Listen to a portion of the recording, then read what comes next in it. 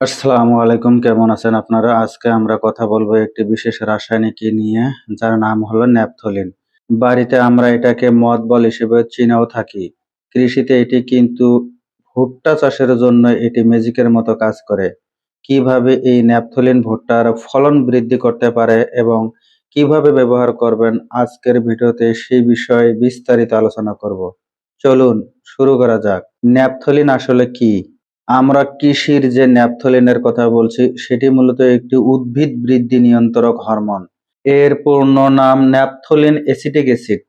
এটি উদ্ভিদের মধ্যে বিদ্যমান অক্সিন নামক প্রাকৃতিক হরমোনের মতো কাজ করে এবং ফসলের বিভিন্ন শারীরবৃত্তীয় কাজ নিয়ন্ত্রণ করে। ভুট্টা চাষে ন্যাপথলিনের কাজ ও উপকারিতা। ১ নম্বর হলো শিকড়ে বৃদ্ধি ও বিকাশ। ভুট্টার চারা অবস্থায় ন্যাপথলিন স্প্রে করলে শিকড়ের সংখ্যা ও দৈর্ঘ্য বাড়ে, ফলে মাটি থেকে পুষ্টি ও পানি শোষণের ক্ষমতা বেড়ে যায়। গাছ হয়ে ওঠে শক্ত ও সবল। ২ নম্বরে হলো ফুল ঝরা রোধ করে।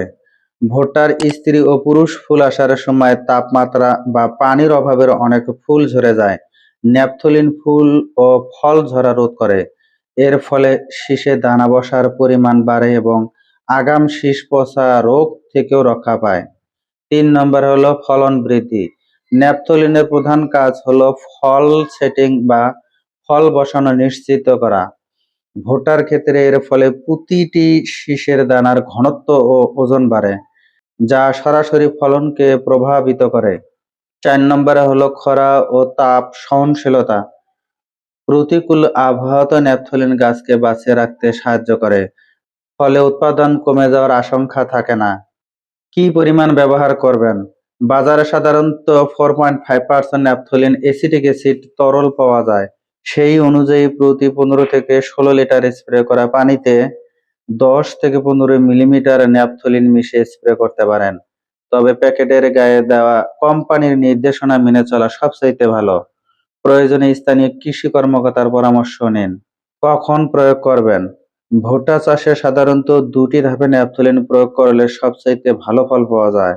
প্রথম স্প্রে বীজ বপনে ২০ থেকে ২৫ দিন পর, যখন গাছের বয়স হয় এবং গাছের গোড়া মোটা হতে শুরু করে।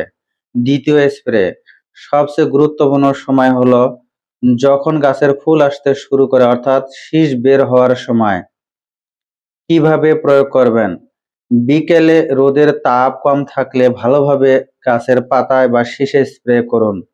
খেয়াল রাখবেন স্প্রেটি যেন সমানভাবে গায়ে লাগে।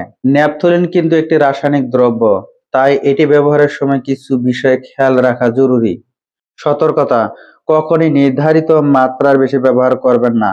বেশি ব্যবহার করলে গাছের ক্ষতি হতে পারে। সতর্কতা ২: স্প্রে করার পর ভালোভাবে হাত পা ধুয়ে নিন। সতর্কতা ৩: প্রতিকূল আবহাওয়া যেমন ভারী বৃষ্টি বা প্রচণ্ড রোদের সময় স্প্রে করা থেকে বিরত থাকুন। প্রয়োগের পর ৪ থেকে ৬ ঘন্টা বৃষ্টি না থাকলে ভালো। টিপস: ন্যাপথলিনের সাথে জিঙ্ক বা বোরন জাতীয় মাইক্রোনিউট্রিয়েন্ট মিশিয়েও স্প্রে করতে পারেন।